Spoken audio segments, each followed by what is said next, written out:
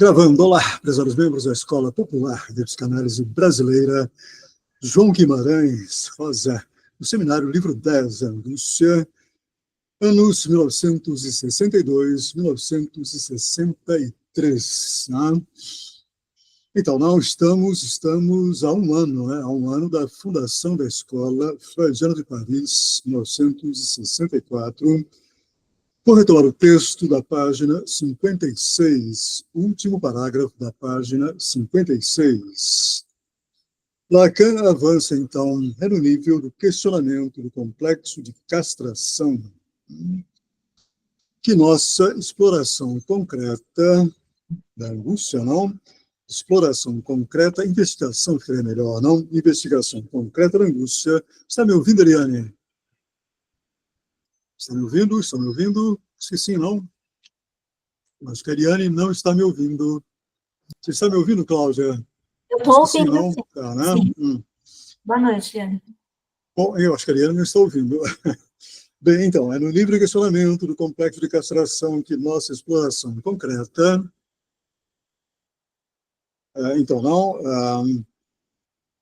concreta da angústia nos permitirá estudar a passagem possível, ainda mais possível, por já ter sido percorrida em muitas ocasiões. O estudo da fenomenologia, atenção, hein? O estudo da fenomenologia da angústia nos permitirá dizer como e por que é possível, não? Portanto, essa passagem, essa investigação, Lacan entende por investigação, questionamento, né? O questionamento do complexo de castração, segundo Freud.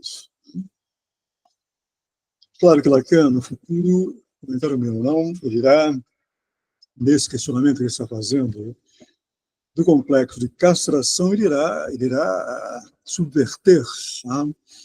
Isso que Freud chama de, impropriamente, de castração. E tem dois, então, página 57. Lacan continua: tomemos a angústia em sua definição a mínima como sinal. Em sua definição, a mínima significa, em sua definição basal, elementar, como sinal. Embora proferida por Freud, ao término do progresso de seu pensamento, essa definição não é o que se supõe. O Lacan, ele já está em pleno questionamento, questionamento das posições conceituais do Freud. Entendam o que significa esse questionamento. Lacan está se valendo de uma lógica própria criada por ele, a lógica do significante, para poder ler e fazer justiça estrutural à escrita de Freud. Então, tomemos a angústia em sua definição basal como sinal. Embora proferida por Freud ao término do progresso de seu pensamento, essa definição freudiana não é o que se supõe. Ela não resulta nem de um abandono de suas primeiras posições, de Freud, que faziam da angústia o fruto de um metabolismo energético, nem de uma nova conquista, pois, na época em que Freud fazia da angústia a transformação da libido, já encontramos a indicação de que ela podia funcionar como sinal. Para Freud. Lacan, portanto, ele acaba de fazer uma descrição sumária da posição de Freud vis-à-vis a angústia. Né? E, segundo Lacan, Freud irá concluir conceitualmente, ele irá concluir, digamos, essa investigação do próprio Freud sobre a angústia, Freud irá concluir que a angústia funciona como sinal. Guardem isso. Será fácil eu lhes mostrar isso de passagem se nos referirmos ao texto Inibição, Sintoma e Angústia, né, de Freud, mas tem muita coisa a levantar com vocês este ano para estagnar por muito tempo no nível da explicação de textos. Lacan agora avança lacanianamente. com os termos da lógica dos significantes. A angústia, como lhes disse, está ligada a tudo o que pode aparecer no lugar, notação algébrica menos φ. A notação algébrica menos φ significa significante falou. Menos significa significante da falta. Guardem, fundamental. O Dr. Lacan aqui ele já está aplicando a lógica do significante para ler a angústia como sinal. Lacan diz, a angústia, como diz, está ligada a tudo o que pode aparecer no lugar, na posição estrutural dita, notação algébrica, menos φ, dita, significante, falou. Significante, falou. Menos φ, porque φ de falo, φ não, é uma letra grega, né? A letra grega é φ. Menos φ significa significante, falou. Nada a ver esse falo, nada a ver esse falo com uma leitura imaginária de que se trataria do pênis. Não, não. É significante. Atenção. Significante significa nada a ver com algo que se apresenta fenomenologicamente aos sentidos. Lacan avança, o que nos assegura isso, que a angústia não está ligada a tudo que pode aparecer no lugar, na posição estrutural, menos φ, na posição estrutural, portanto, da falta. Então, o que nos assegura isso é um fenômeno do qual se pode dizer que foi por lhe termos dedicado muita pouca atenção que não chegamos a uma formulação satisfatória, unitária, de todas as funções da angústia no campo de nossa experiência clínica, analítica. Então, o que nos assegura isso, não, que a angústia está ligada a tudo que pode aparecer no lugar, falta, significante falo, significante da falta. Então, o que nos assegura isso é um fenômeno do qual se pode dizer que foi por lhe termos dedicado muito pouca atenção que não chegamos, ele Lacan, a uma formulação satisfatória, unitária, de todas as funções da angústia no campo de nossa experiência. Portanto, não, ele coloca funções da angústia. A angústia, portanto, ela é um operador que comparece em alguns momentos da clínica. Função significa operador. Então, de todas as funções, de todas as operações da angústia no campo de nossa experiência, no campo da clínica. Esse fenômeno é da Unheimlichkeit. Unheimlichkeit, em alemão, significa literalmente o não familiar, ou o infamiliar, ou o estranho familiar. Atenção. Em alemão é prefixo de negação, não. Heimlich significa familiar. Unheimlichkeit, o não familiar, o infamiliar, o estranho familiar. Então,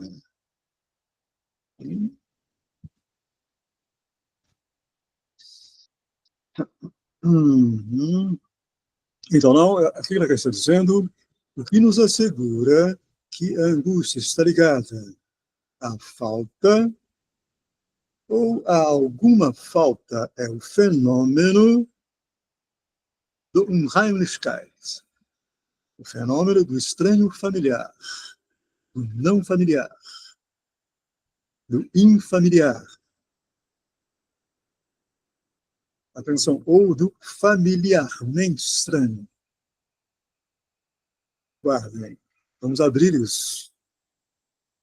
Lacan avança, da última vez, pedi que vocês mesmos se reportassem ao texto de Freud, Inibição, Sintoma e Angústia, pois não tenho tempo de soletrá-lo de novo com vocês.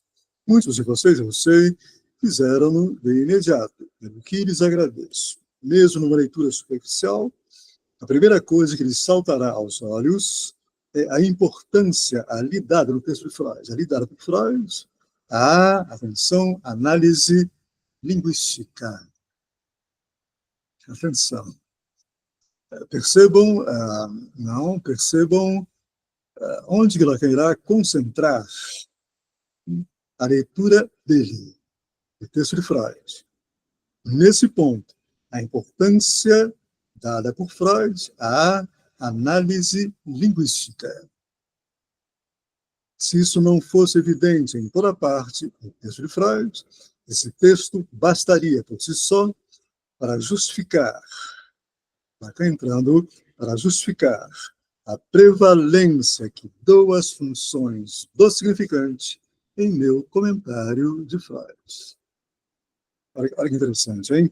Se isso não fosse evidente, isso que a importância dada por Freud à análise linguística, se isso não fosse evidente em toda parte no texto de Freud,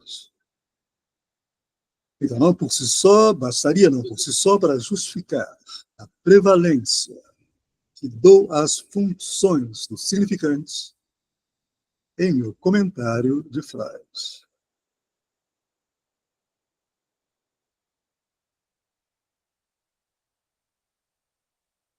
Vamos avançar. Cláudia, Ariane, quem mais estiver ouvindo?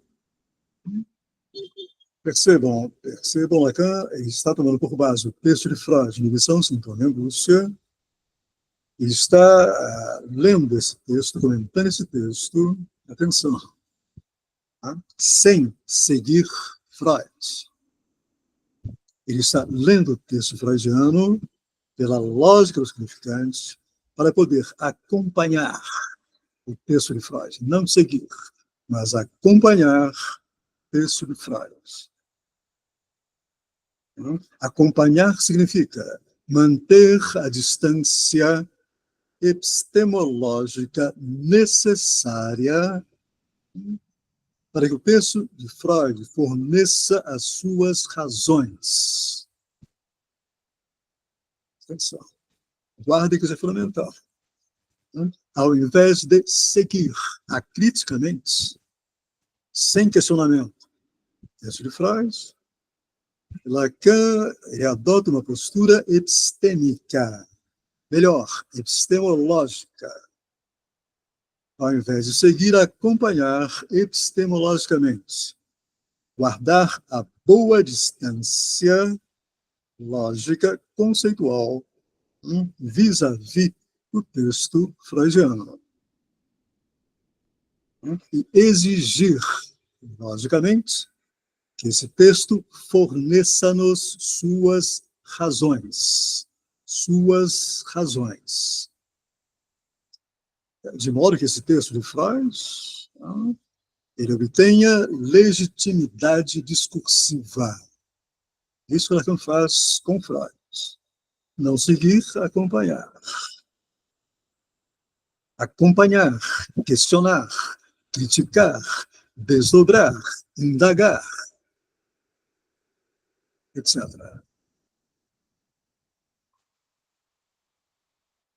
Lacan avança a coisa que lhes saltará aos olhos, em segundo lugar, quando lerem a exploração dos dicionários, análise linguística, exploração dos dicionários, função do significante, aprendam a ouvir as expressões utilizadas por Lacan para ler Freud.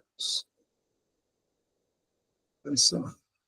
Para ler, novamente, epistemologicamente, Freud. A coisa que lhes saltará aos olhos, em segundo lugar, quando lerem a exploração dos dicionários, mediante a qual Freud introduz seu estudo, é que a definição do unheimlich é ser heimlich. A definição do não familiar é ser familiar. É o que está no lugar do Heim, que é um Heim. É o que está no lugar do Heim, que é um Heim. É o que está no lugar do próximo, do familiar, que é não familiar.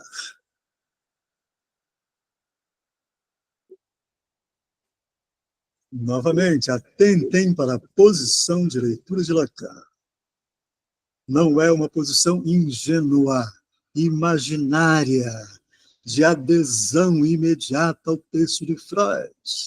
Isso faz os universitários imbecis. Não. Lacan é um analista. Ele tem por dever ético questionar, indagar, problematizar, criticar, interpretar, etc. Freud não é missa para ser seguida ou seguido. Não é novela, é texto. Texto, atenção, texto de Freud é texto sobre uma experiência clínica. Lacan avança. Freud não dá a menor importância a explicar por quê. Ele apenas faz essa marcação, não? Não, Freud introduz seu estudo que a definição do Unheimlich é ser heimlich. É o que está no lugar do Heim, que é Unheim. Lacan comenta, Freud não dá a menor importância a explicar por que é assim. Uma vez, Lacan avança, uma vez que é muito evidente, pela simples leitura dos dicionários, que é assim, ele não se detém mais nisso. É como eu hoje precisa seguir adiante.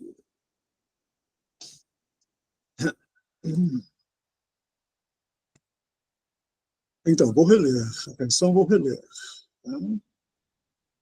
Olá, Júlio, boa noite, bem-vindo. Página 57, Júlio, último parágrafo da página 57. Retomo com mais calma. Freud não dá a menor importância a explicar por quê. É assim, segundo Freud. Uma vez que é muito evidente, pela simples leitura dos dicionários, que é assim. O Heim está em relação com Unheim. Então, ele não se detém mais nisso, Freud. É como eu hoje precisa seguir adiante. Então, pois bem, para continuar em nossa convenção e em nome da clareza de nossa linguagem para o que virá depois, este lugar designado da última vez com menos fi, significante da falta, significante falou, agora o chamaremos por seu nome. É isso que se chama Heim. Magnífico, hein? Atenção. Atenção. Que aula magnífica a um só tempo de epistemologia e de análise. Vou retomar para comentar. Pois bem, para continuar em nossa convenção e em nome da clareza de nossa linguagem para o que virá depois, clareza de nossa linguagem para o que virá depois, ainda diz que ela vem obscuro, hein? Este lugar designado da última vez como menos fi, esse lugar lógico, a lógica do significante, como menos fi, como significante falou, significante da falta, agora o chamaremos, esse lugar, agora o chamaremos por seu nome freudiano. É isso que se chama Heim. Atenção, hein? Percebam os passos lógicos dados por Lacan. Ele disse anteriormente, ele articulou anteriormente, o significante, o lugar do significante, a angústia tem a ver com o significante da falta. Ele toma o texto do Freud. O fato da angústia ter a ver com a falta, o significante falo, no texto do Freud, isso está marcado como unheimlich, como um estranho familiar. Percebam o movimento de Lacan ao ler Freud. E agora ele conclui. Ele fecha agora o desenvolvimento lógico dele. Olha lá, esse lugar designado da última vez, menos phi,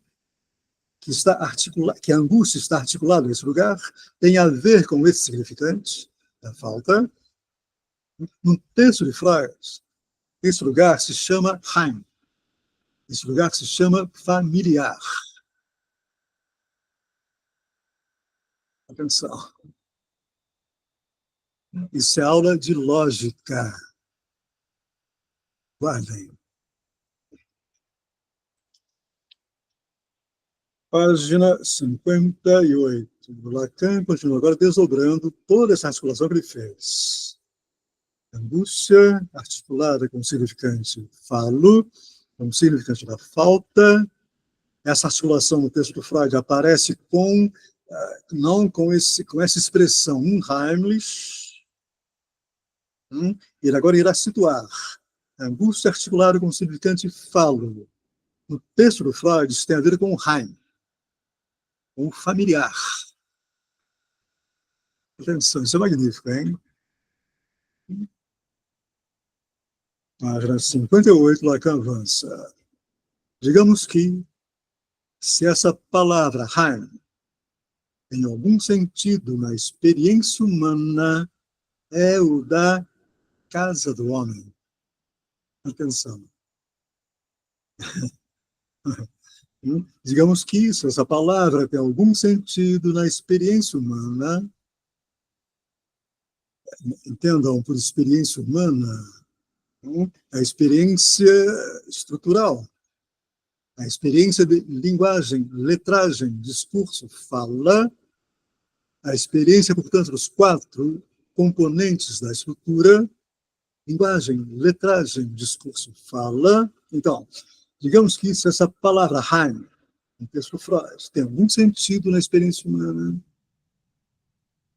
na experiência da estrutura, é o da casa do homem. Lacan, portanto, ele cria uma metáfora. Ele cria uma metáfora para o familiar. Heim significa casa do homem, casa do humano.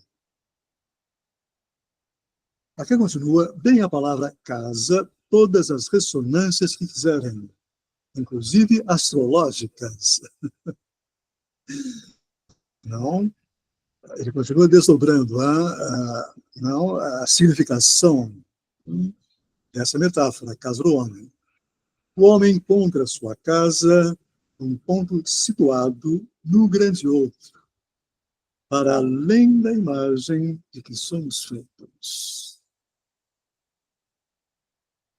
Extraordinário, hein? Atentem para o desdobramento que Lacan está fazendo, o desdobramento lógico que ele está fazendo.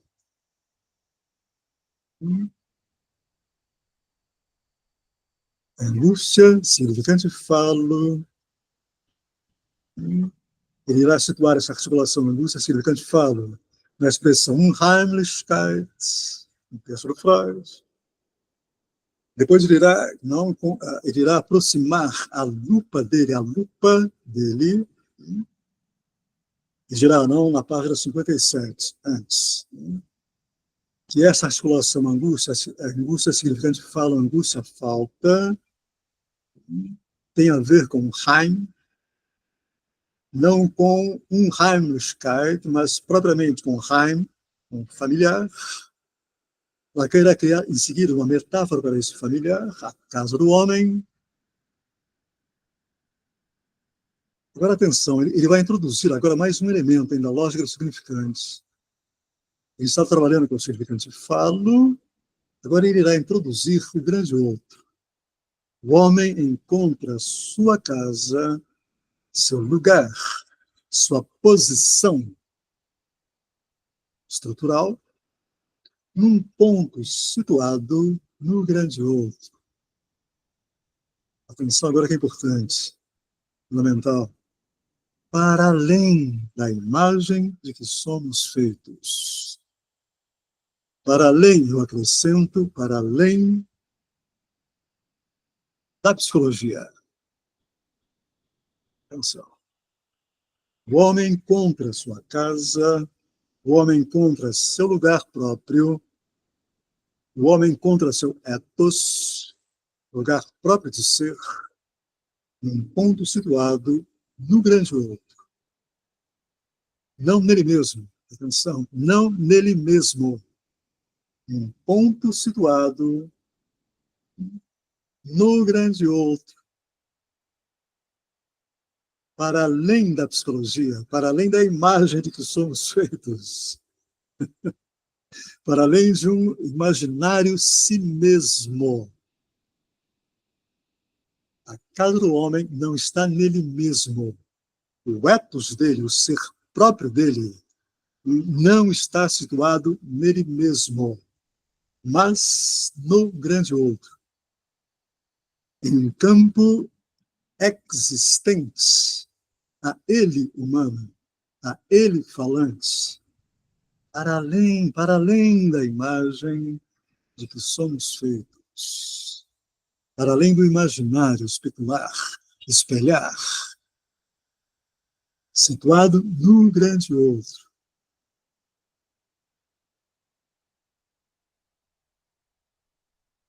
Portanto, esse homem, entendam, se a casa dele, né, se esse Heim, se esse familiar, se esse próprio dele está situado em outro lugar que não nele mesmo, ele, como dirá Freud, recuperando Freud, ele, o humano, ele, o falante, não é senhor em sua própria casa. Essa casa está situada no outro.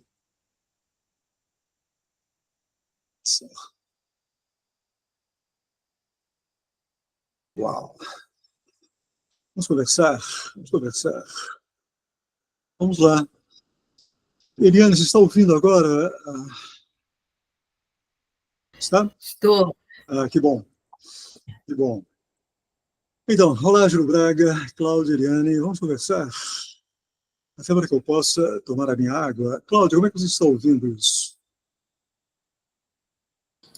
Eliane. Estou acompanhando a leitura aqui. Está conseguindo acompanhar? Sim.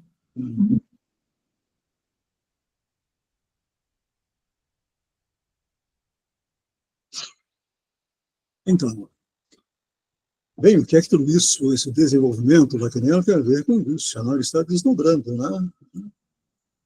Ele está, como eu costumo dizer, ele está ordenando esse elemento, né? Então, Lacan continua, esse lugar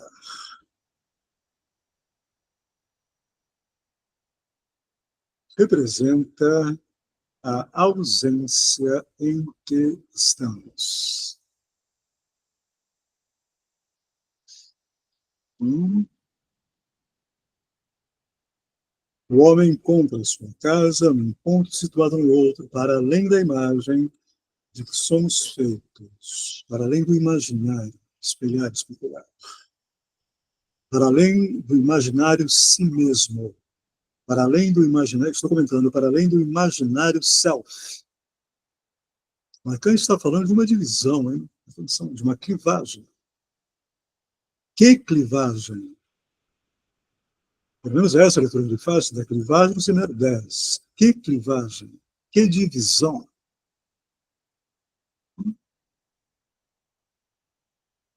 Essa divisão entre não entre isso que chamamos de humano e o lugar, o campo que lhe dá significação. O humano não encontra sua significação em si mesmo, mas em um campo outro. Atenção. Isso é clínica, isso é clínica. Analisando, ele está o tempo todo falando do que, afinal? Se não desse outro. Atenção.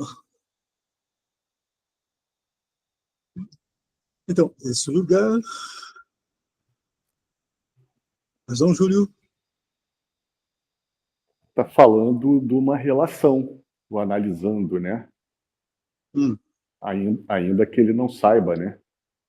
Exatamente, mas é de uma... Aí tem uma outra topologia sendo apresentada, né? Da posição do que ele supõe ser ele mesmo, né? Imaginária.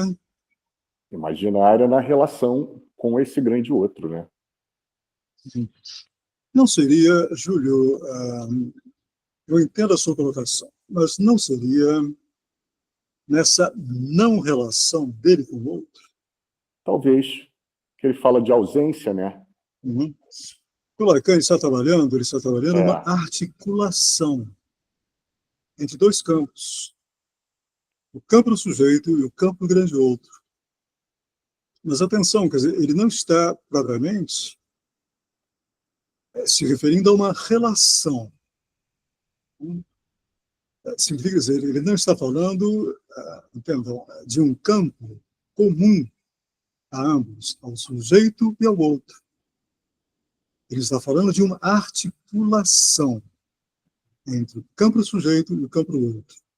E essa articulação entre o campo do sujeito e o campo do outro,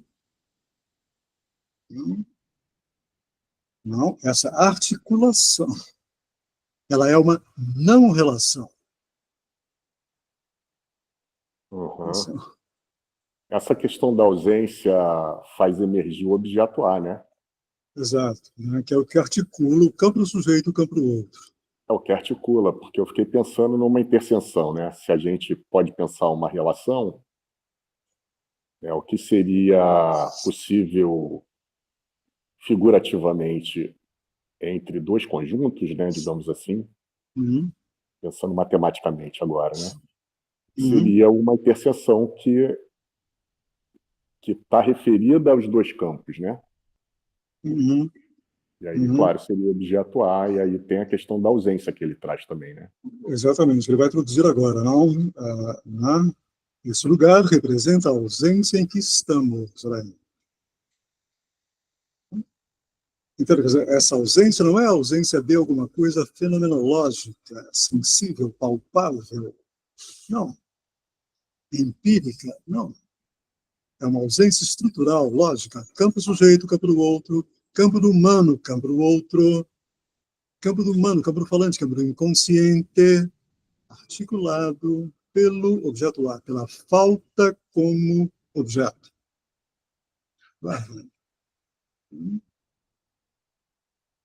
E se eu lhes disser que na análise,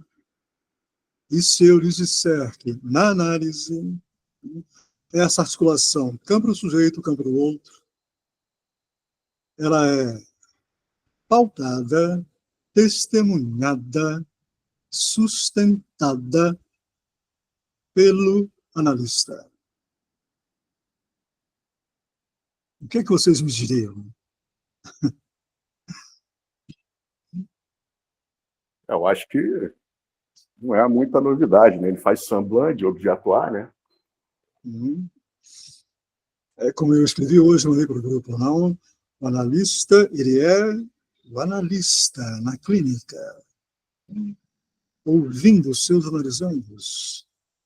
Ele é a testemunha faltante.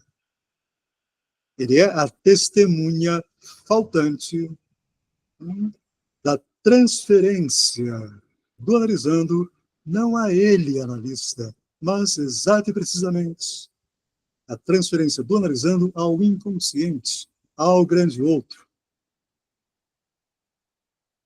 Atenção.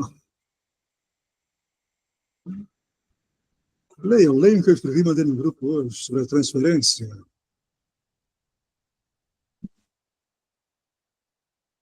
A transferência não é para o analista. A transferência, enquanto sujeito suposto saber, não ao analista. A suposição de saber não é o analista, é o inconsciente, ao grande outro. O analista é a testemunha faltante. Por que testemunha faltante? Porque exatamente ele faz o semblant. Semblant significa testemunha faltante. A falta como objeto, objeto A. Semblant de objeto A. Lacan, semblant de objeto A. A função desejo do analista é semblant do objeto A. Significa dizer, a função desejo do analista significa é a testemunha faltante. Porque uma testemunha lógica, testemunha faltante, significa dizer, semblant da falta como objeto para o analisando. Esse para o analisando significa para que o analisando possa continuar criando discursivamente seu inconsciente e ou seu grande outro. Isso é decisivo, hein? Atenção.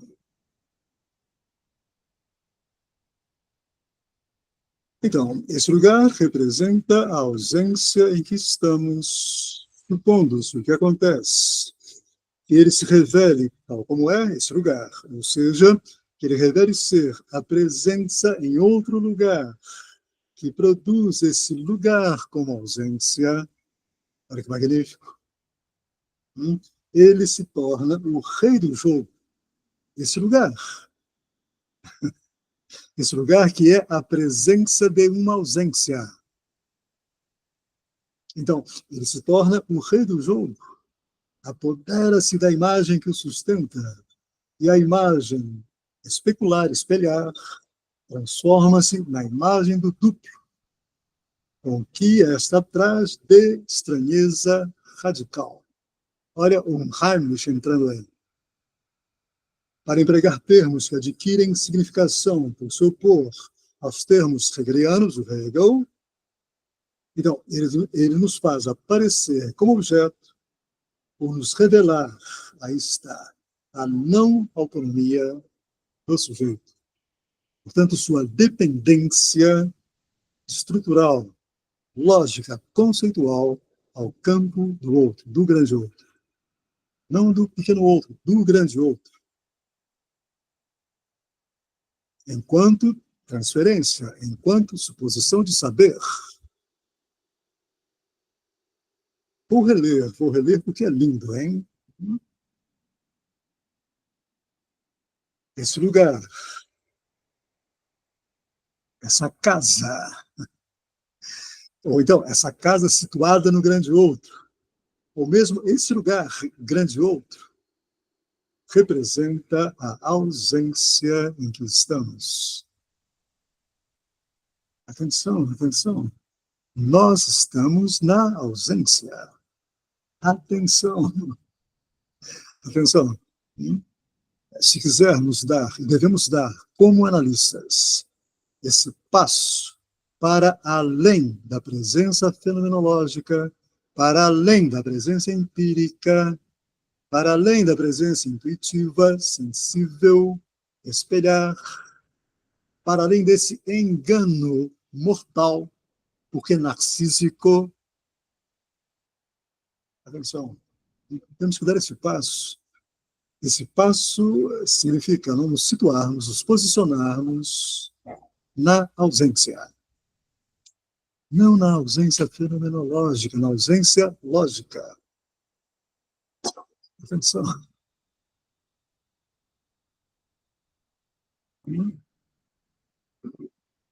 Uma observação clínica, se me permitem. Hoje eu estava ouvindo, analisando, eu fiquei ouvindo, naturalmente. Mas eu estava ouvindo lá e estava assim, abismado. Eu estava abismado, eu estava, meu Deus, eu estava boquiaberto. Ah, com o quê? Com a imersão dele,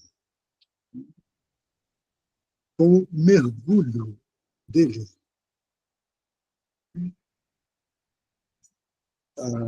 Não, no imaginário espelhar. Ele está passando por um momento complicado da vida amorosa dele, naturalmente também. Os nossos momentos mais complicados são os momentos amorosos. Né? Mas ele está mergulhado inteiramente no espelhar, no especular, no imaginário. Ele não consegue se ausentar dos afetos, das emoções, dos sintomas ali em jogo. Entre ele e a namorada, entre ele e a mulher, entre ele e tudo que está em jogo no casamento dele. Ele não consegue, meu Deus, sabe, dar um passo que o situe em outro lugar.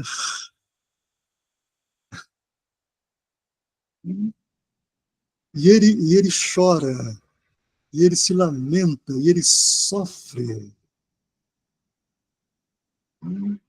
Exatamente por estar mergulhado nesse espelhar, nesse imaginário.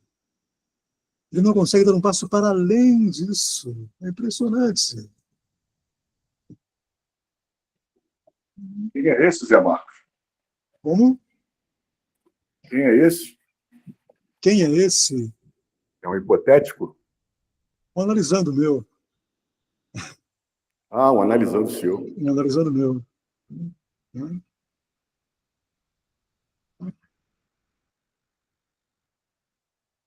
Eu ali tentando ouvir alguma coisa que pudesse, meu Deus, que pudesse equivocar esse espelhar. Mas era tão denso esse espelhar, era tão forte, era tão pregnante. Ele estava tão colado nisso, que a vida dele e a vida da namorada dele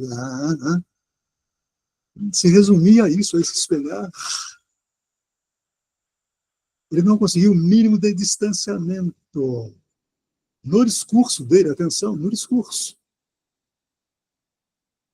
Para então, por ser um distanciamento no discurso, começar a criar uma outra realidade, fazer uma outra leitura dessa relação, desse amor, etc.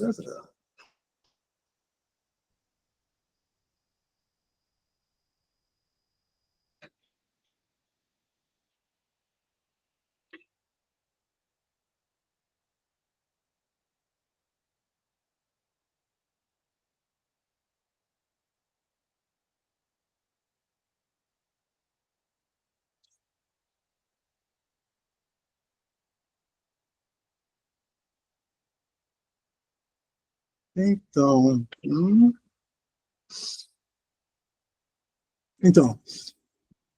esse lugar representa a ausência em que estamos.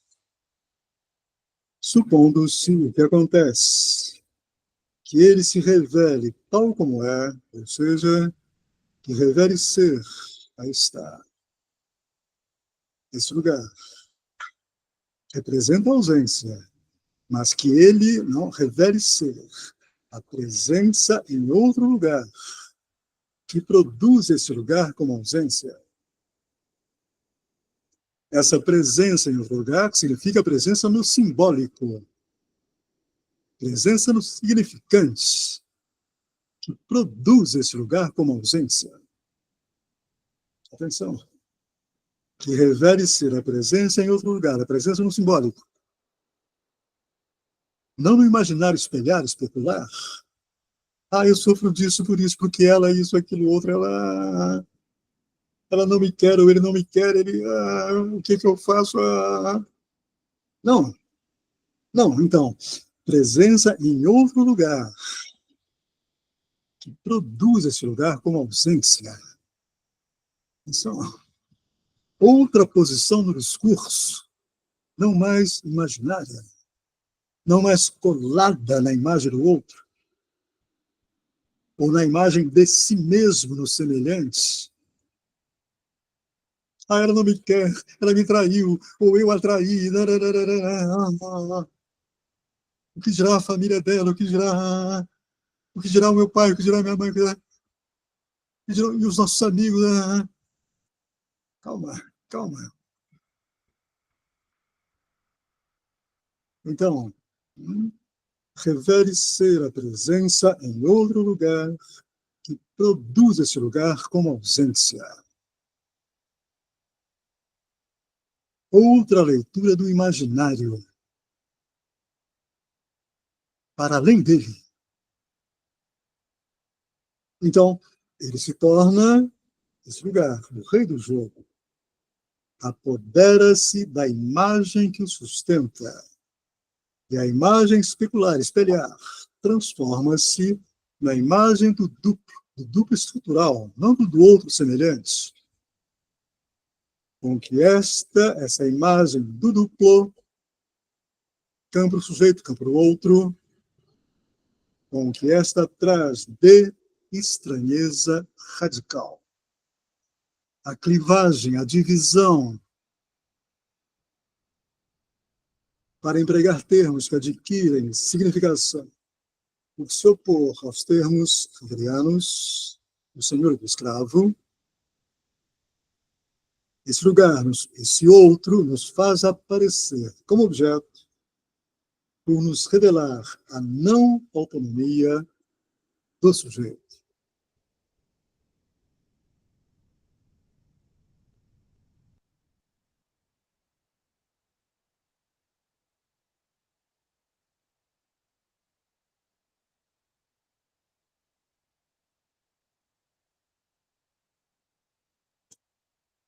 Eliane, o que você está ouvindo disso, Eliane? Você está acompanhando? Está conseguindo?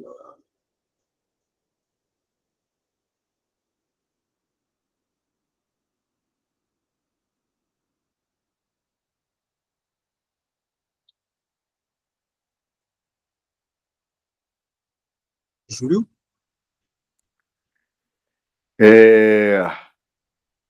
Ele está fazendo aí ele está desdobrando a ideia de que o sujeito não é senhor em sua própria casa, né? Ele não tem própria casa, né? Casa É... própria, ele não tem casa própria. Essa ideia de casa própria realmente é um grande fantasma. É uma ideia do mercado, né? Uma ideia do mercado. Exatamente. Na E por que não? estrutura, ninguém tem casa própria. E Moramos todos de aluguel. exatamente. E ele vem, como é que é uma palavra que ele usou agora no final aí? A não autonomia do sujeito. A não autonomia do sujeito, né? Ele está falando, nesse caso aí, do sujeito da consciência, né? Do sujeito da estrutura. Não autonomia do sujeito da estrutura, Uhum. E a subjetividade também, né? Não autonomia da subjetividade, né? Das subjetividades. Claro, né? As subjetividades, sem dúvida alguma, elas São também apensas ao sujeito, né? não são autônomas, mas embora suponham-se autônomas. Sem dúvida, né? Sem dúvida. Eu acho que quando a gente fala, né, não sobre a questão da consciência, né, da falta de primazia, né, da ausência de primazia da consciência, Uhum. Pelo viés do sujeito da estrutura, a gente está falando da falta de autonomia dos dois sujeitos, né? Quer dizer, do sujeito da consciência e do sujeito do tropeço, né? Sim. Simultaneamente, porque pela primazia do sujeito do inconsciente, ele acaba, por efeito, também produzindo uma falta de autonomia das subjetividades, né? Uhum. Uhum. Exato. Né? Agora, interessante como o Lacan está aproximando-nos da questão da angústia, né? ele já deu um passo aqui, né? Quer dizer, a angústia agora tem a ver com essa divisão. Olha só. O percurso do Lacan, né? Novamente, a angústia articulada com o significante falo, o significante da falta. O significante da falta, não, no texto do Freud, né, tem a ver com o Unheimlichkeit, com o não familiar. Depois ele irá situar mais propriamente, não o significante falo, o significante da falta, com o Heim, com o familiar. Atenção. É a falta que é familiar. Atenção ao sujeito. É a falta que é familiar, estruturalmente, ao sujeito. Depois ele acrescenta o grande outro, não? Para poder desdobrar melhor, não, esta relação do sujeito com a falta. É uma falta interna desse sujeito, ou essa falta está situada no outro, no grande outro. Essa é a questão do Lacan. E ele agora está aproximando, não, a angústia dessa falta no grande outro. Atenção. Não, ele diz a imagem do duplo, né? A imagem do duplo. Sujeito e outro. Sujeito e falta no outro. Ele está aproximando. Para situar, para ordenar corretamente, não fenomenologicamente, corretamente, a questão da angústia. Quando é que a angústia emerge? Quando é que a angústia ultrapassa o sujeito? Ela tem a ver com dados fenomenológicos? Não. No caso do meu analisando, que eu acabei de relatar, não, toda a confusão dele espelhar com o outro, não, todas as manifestações emotivas dele na análise tem a ver com angústia? Não. Não com uma angústia fenomenológica. Não. Tem a ver com uma angústia estrutural. Atenção.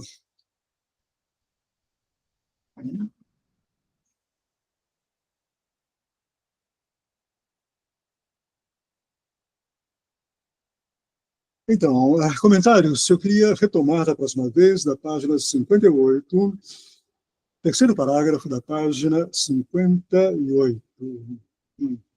Conseguiram acompanhar? Cláudia, Eliane, Júlio, quem mais estiver ouvindo?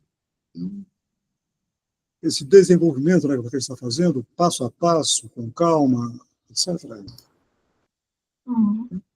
Sim?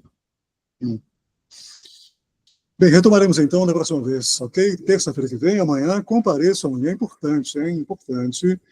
Não, a lógica do fantasma, a lógica do desejo. Estaremos aqui amanhã, 19h15. Boa noite a todos, até lá. Até amanhã.